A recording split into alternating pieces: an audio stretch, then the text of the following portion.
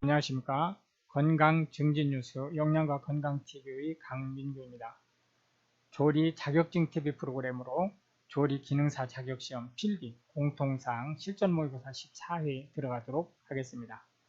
1번 문제부터 들어가도록 하겠습니다. 다당류와 거리가 먼 것이 뭐냐 라고 물어봤네요. 예, 1번 답이 되겠는데요. 젤라틴은 동물성 콜라겐, 그러니까 근육 부분이죠. 이라고 할 수 있겠습니다. 다당류라고 하는 것은 탄수화물이죠. 예. 글리코겐은 동물성 다당류라고 얘기할 수 있겠고요. 통상 포유동물의 경우 몸무게의 한 1% 정도가 글리코겐으로 축적된다 라고 볼 수 있겠습니다. 예, 팩틴은 식물의 식이섬유 쪽이죠. 식물에서 다당류는 전분 또는 식이섬유로 구성되어 있다. 이렇게 얘기할 수 있겠고요. 글루코만난, 이거는 이제 우리가 곤약의 원료죠. 예, 역시 마찬가지로 식이섬유로 만든다라고 하는 것을 알 수가 있겠습니다. 2번 문제로 넘어가도록 하겠습니다. 메가당은 어떤 성분으로 구성되느냐라고 물어봤네요. 예, 메가당은 포도당 2개 분자가 결합된 겁니다. 해서 이제 1번이 답이 되겠고요. 과당과 포도당 1분자씩 결합된 거, 이것은 우리가 설탕이라고 얘기를 하고요. 설탕이라는 말을 조금 유식한 척 할 때 서당 또는 자당이라고도 하거든요. 같은 말입니다. 과당 2분자가 결합된 것, 통상 이런 체제로는 그 자연에서는 그렇게 흔하지 않습니다. 그렇기 때문에 이 부분은 그냥 넘어가셔도 되겠고요. 포도당과 전분이 결합된 건 큰 전분이에요. 왜냐하면 포도당이 수만 개가 붙어서 전분이 되기 때문에 전분에다가 포도당 하나 더 붙어봤자 전분이죠. 그렇게 이제 보실 수가 있겠습니다. 3번 문제로 넘어가도록 하겠습니다. 조리와 가공 중 천연색소의 변색 요인과 거리가 먼 것이 뭐냐라고 물어봤네요. 네, 답은 3번이 되겠습니다. 질소는 단백질의 구성 요소이고 화학적 어떤 성분 변화에 영향을 끼치는 경우가 흔하지 않다, 이렇게 얘기할 수 있겠고요.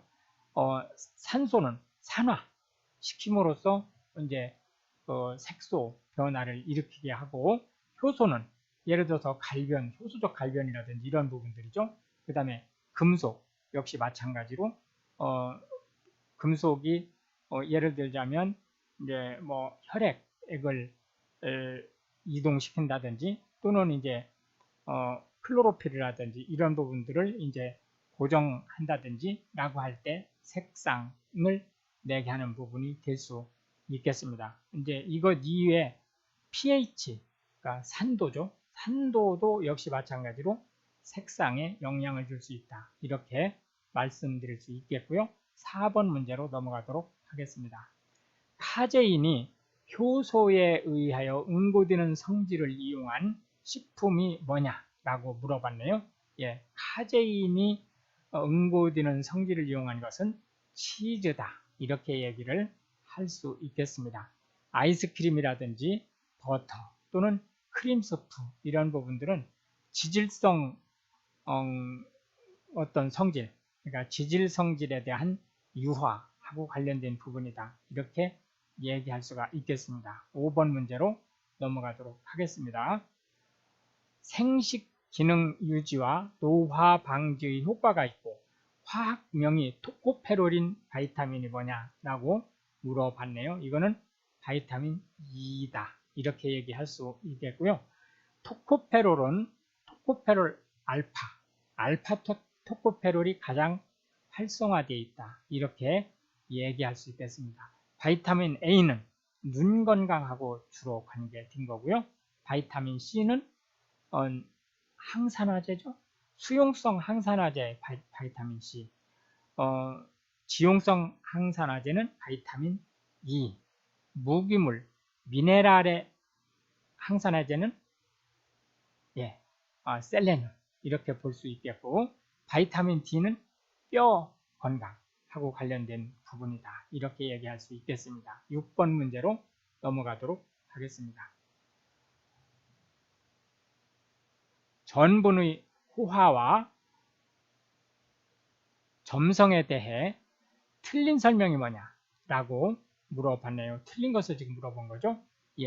공류는 서류보다 호화 온도가 높습니다. 전분의 입자가 클수록 빨리 호화되죠. 소금은 전분의 호화 점도를 억제합니다. 맞는 말이에요. 이건 다 기억하고 계시면 되고요. 산첨가는 가수분해를 일으켜 호화를 촉진시키는 것이 아니고 지연시킨다 라고 얘기를 할 수 있겠고요. 호화를 촉진하는 것은 산이 아니고 알칼리다. 7번 문제로 넘어가도록 하겠습니다. 달걀 삶기에 대한 설명 중 틀린 것이 뭐냐 라고 물어봤네요. 일단 답은 3번이 되겠습니다. 달걀을 오래 삶으면 난황 주위에 생기는 황화수소는 녹색이며 이로 인해 녹변이 된다 라고 했는데 아니죠. 난백에 황이 있어요.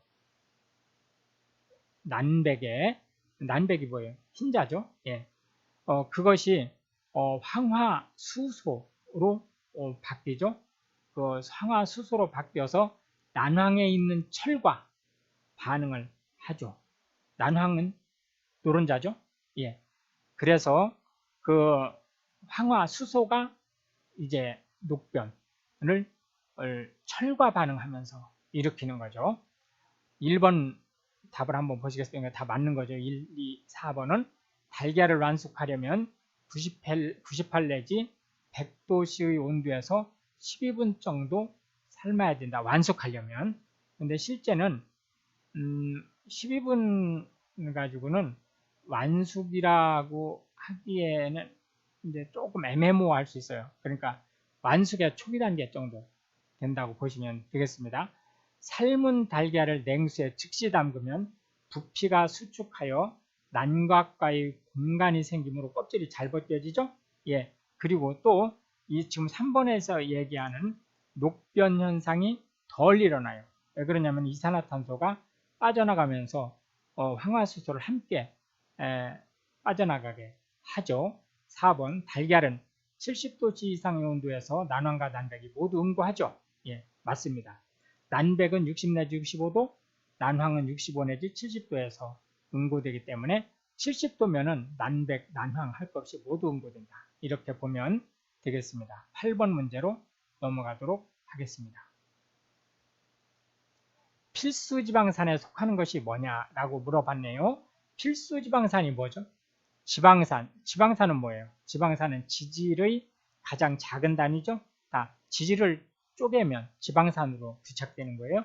필수지방산이라 하면 반드시 음식으로 섭취해야만 되는 지방산이에요. 그러니까 체내에서 생성이 안 된다는 거죠. 이거는 리놀렌산이 되겠습니다. 리놀렌산, 리놀레산. 이 리놀렌산이라는 게 있고 리놀레산이라는 게 있어요. 그러니까 리놀레산, 리놀렌산, 아라키돈산. 이게 필수지방산이다. 이렇게 얘기할 수 있겠고, 아라키돈산은 체내에서 합성이 돼요. 그런데 왜 필수지방산이냐? 그거는 체내 합성률이 너무 낮기 때문에. 그래서 음식을 통해서 섭취하지 않으면 부족해요. 올레산, 이제 우리가 불포화지방산, 이 필수지방산은 불포화지방산이죠. 근데 이 올레산은 불포화지방산이에요. 그러나 필수지방산은 아니다. 스테아르산, 팔미트산은 포화지방산이에요. 9번 문제로 넘어가도록 하겠습니다. 소고기의 부위별, 요즘은 이 소고기 이렇게 해도 상관이 없어요. 옛날엔 쇠고기라고 했죠. 쇠고기라고 했었는데 지금은 소고기라고 해도 국문법에 문제가 없습니다. 부위별 용도와 조리법 연결이 틀린 것을 물어봤네요. 예, 답은 2번이 되겠습니다. 설도, 이거는 탕, 샤브샤브, 육회 이렇게 얘기를 했는데, 이거는 육포, 육회, 불고기. 이게 상대적으로 좀 질긴 부분이잖아요. 설도 부분이. 그러니까 이제 샤브샤브나 이런 것보다는 육포나 육회나 불고기거리로 만든다. 앞다리는 불고기 육회 장조림용, 목심은 불고기 국거리용, 우둔은 엉덩이 부분이죠. 산적 장조림 육포 부분. 예, 다 맞는 말이 되겠습니다. 통상 이 샤브샤브는 차돌백이나 엎진살 쪽을 주로 사용을 하고요. 탕이나 국은 또 장조림 이런 거는 양지를 주로 사용한다. 이렇게 얘기할 수 있겠습니다. 10번 문제로 넘어가도록 하겠습니다. 단체급식소에서 식품 구입량을 정하여 발주하는 식으로 옳은 것이 뭐냐 라고 물어봤네요. 이거는 1인분 순 사용량, 이걸 정량이라고 그래요. 정미량 곱하기 인원수 나누기 가식부율. 요게 율일 경우에는 100을 곱해 주는 거예요. 그렇게 하면 됩니다. 그러니까 답이 1번이 되겠죠. 예, 정미정량 곱하기 식수인원, 요 식수인원, 그 다음에 가식부율을 나누고 거기에다가 100을 곱해 주는 거죠. 예, 하면 1번이 되겠습니다. 11번으로 넘어가도록 하겠습니다. 곡류의 영양 성분을 강화할 때 쓰이는 영양소가 아닌 것이 뭐냐 라고 물어봤네요. 예, 답은 바이타민 B12가 되겠습니다. 바이타민 B1, B2, 니아신 또는 나이아신이라고 하죠. 예, 나이아신 B3예요. 얘들은 주로 식물 쪽에 있는 건데, 바이타민 B12는 동물에 있는 거예요. 그래서 채식주의자들이 바로 바이타민 B12가 부족해서 빈혈이 생길 수 있다라고 얘기할 수 있겠습니다. 12번 문제로 넘어가도록 하겠습니다. 사과나 딸기 등이 잼에 이용되는 가장 중요한 이유가 뭐냐라고 물어봤네요. 예, 이거는 2번 팩틴이 식이섬유죠. 유기산이 함유되어 잼 제조에 적합하기 때문에 그렇다. 잼 제조, 이건 젤리 현상을 사용하는 거죠. 전분의 젤리 현상을 사용하는 건데, 얘가 잘 만들어지려면, 젤리가 잘 되려면 세 가지가 있어야 돼요. 하나는 팩틴 부분, 그 다음에 이제 산도 pH 부분, 그 다음에 당도. 예, 이것이 있어야만 잼이 잘 만들어진다. 이렇게 얘기할 수 있겠습니다. 과수기 잘 되어 좋은 질감을 형성하기 때문에, 아니죠. 좋은 질감하고는 상관이 없어요. 색이 아름다워 잼의 상품 가치를 높이기 때문에, 아니죠. 이거는 이제 푹 끓이기 때문에 색깔은 변할 수 있죠. 새콤한 맛 성분이 잼 맛에 적합함으로, 이거는 물론 유기산은 새콤한 맛이 나죠. 그러나 여기에 설탕을 거의 1대1로 넣기 때문에 시큼한 맛이 거의 없어지죠. 단맛이 주로 생성이 된다. 이렇게 이제 보실 수 있겠고요. 13번 문제로 넘어가도록 하겠습니다. 습열조리법이 아닌 것이 뭐냐라고 물어봤네요. 습열조리라는 것이 뭐죠? 예, 이거 조심하셔야 돼요.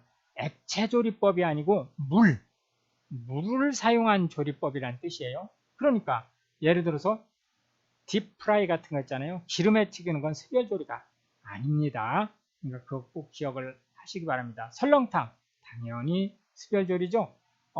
갈비찜, 예, 습열조리에 속하죠. 불고기, 예, 불고기는 요건 좀 이따 좀 설명드리고, 일단은 답이 불고기예요. 버섯 전골, 얘는 실제 당연히 전골이니까 습열조리에 속하죠. 이 불고기는 습열조리성이 있어요. 그런데 실제 불고기에는 물을 일부러 추가하지는 않는다는 측면에서 습열조리로 분류하지 않는다는 거예요. 그러니까 그 부분 착각하지 않고 넘어가시기 바랍니다. 14번 문제로 넘어가도록 하겠습니다. 다음 중 기름의 발연점이 낮아지는 경우가 뭐냐라고 물어봤네요. 이 기름이라는 게 뭐죠? 지질 중에서 상온에서 액체 상태인 것을 오일 또는 기름이라고 해요. 발연점이라는 게 뭐예요? 발연점은 온도가 특정 온도 이상 가열됐을 때 푸르스름한 연기 같은 것이 올라오는 걸 발연이라고 그래요. 그 시작점을 발연점이라고 얘기한다. 이렇게 볼 수 있겠습니다. 유리지방산 함량이 많을수록 발연점이 낮아지는 게 맞죠. 예, 이거 답이 1번이 되겠습니다. 기름을 사용한 횟수가 많을수록 발연점이 낮아지죠. 그러니까 사용하면 할수록 발연점이 낮아지는 거예요.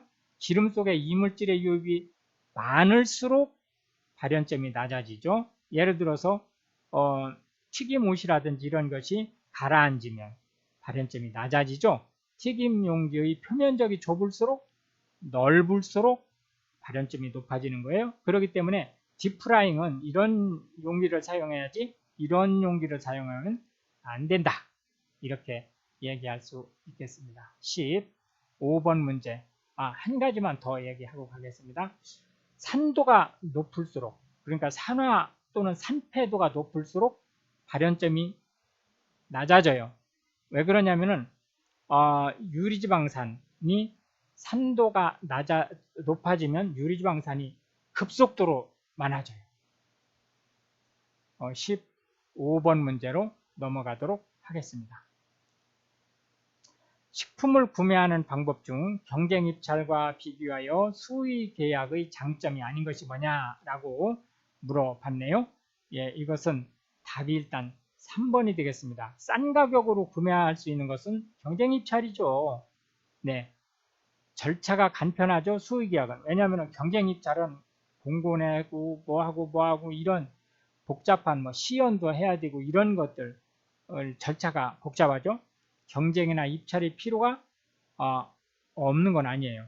없는 건 아닙니다. 이 수의계약 쪽이 경쟁이나 입찰이 있긴 하지만 약식으로 할 수도 있죠. 경비와 인원을 줄일 수가 있죠. 경쟁 입찰을 하면 절차가 많기 때문에 거기에 따른 인력 소요, 시간 소요, 경비 소요가 많아진다. 6번 문제로 넘어가겠습니다. 1급 감염병으로 틀린 것이 뭐냐라고 물어봤네요. 그러니까 1급 감염병이 아닌 것이 뭐냐라고 물어본 거예요. 장티푸스가 1급 감염병이 아니다. 두창, 디프테리아, 리프트밸리얼 모두 1급 감염병입니다. 옛날에 2019년 이전에는 1군, 2군, 3군, 4군, 5군 이렇게 나눴어요. 2020년 작년부터 1급, 2급, 3급, 4급 이렇게 나누고 있다라고 얘기할 수 있겠고요. 17번 문제로 넘어가도록 하겠습니다. 불고기를 만들어 파는데 비용으로 1kg 기준으로 등심은 18,000원, 양념비는 3,500원이 소요되었다 라고 할 때 1인분에 200g으로 판다라고 하면 식재료 비율을 40%라고 할 때 판매 가격이 얼마냐라고 물어봤네요. 이거는 일단은 1kg 1000g이죠. 1000g 나누기 200g이면 1인분이 200g이죠. 그러면은 얘는 몇 인분이 돼요? 5인분이 되죠. 5인분. 그죠? 5인분이. 그러면 실제 이제 이 18,000원 플러스 3,500원. 예. 지금 비용이 총 얼마 들었어요? 21,500원이 들었죠? 예, 21,000 스마트폰으로 계산 직접 해보세요. 꼭 21,500원이 들었죠. 이때 이제 내용을 한번 보시죠. 비율을 그러니까 이 비용이 x1이라고 가정해요. 지금 비용을 지금 구하려고 하는 거니까 비용이 x1인데 요게 곱하기 40%면 0.4죠. 또는 40을 그냥 곱해도 돼요. 하고 나중에 100을 나누면 되니까 x는 이제 얼마가 되죠? 21,500원 여기 있죠. 21,500원 나누기 얼마가 되죠? 0.4가 되는 거죠. 그죠? 0.4 이렇게 될 수 있는 거죠. 그러면은 얼마가 될까요? 예, 5만 이거 나눠 보시면 53,750원 나오네요. 그죠? 53,750원 나누기 5 여기 5인분 5인분이니까 이게 이 총 비용이 53,750원이 나왔으니까 여기 5로 5인분이니까 5로 나눠 보면 얼마가 나오나요? 1,750원이 나오네요. 예, 4번이 되네요. 맞죠? 예. 그래서 18번 문제로 넘어가도록 하겠습니다. 편육을 끓는 물에 삶아내는 이유가 뭐냐라고 물어봤네요. 우리가 이제 보쌈 같은 거 할 때 쓰는 고기를 얘기하는 거죠. 예, 답은 4번이 되겠습니다. 국물에 맛 성분이 적게 용출되도록 하기 위해서 끓는 물에 삶아내는 거예요. 고기를 먹으려고 할 때는 끓는 물에 삶죠. 국물을 먹으려고 할 때는 찬물에 삶는다. 이렇게 생각하시면 되겠습니다. 그러니까 편육은 고기를 먹는 위주이기 때문에 끓는 물에 익히는 거죠. 이제 곰탕을 끓인다든지 이럴 때는 찬물에 푹 끓인다.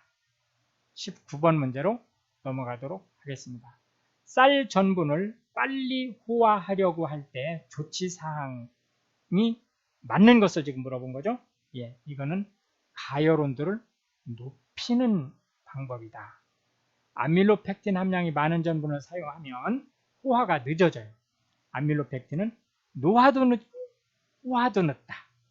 수침 시간을 짧게 하면 역시 호화가 늦어지죠. 예, 수침 시간을 통상 찬물 기준 2시간 정도를 하시는 게 제일 호화라는 측면에서는 제일 좋다라고 보시면 되겠습니다.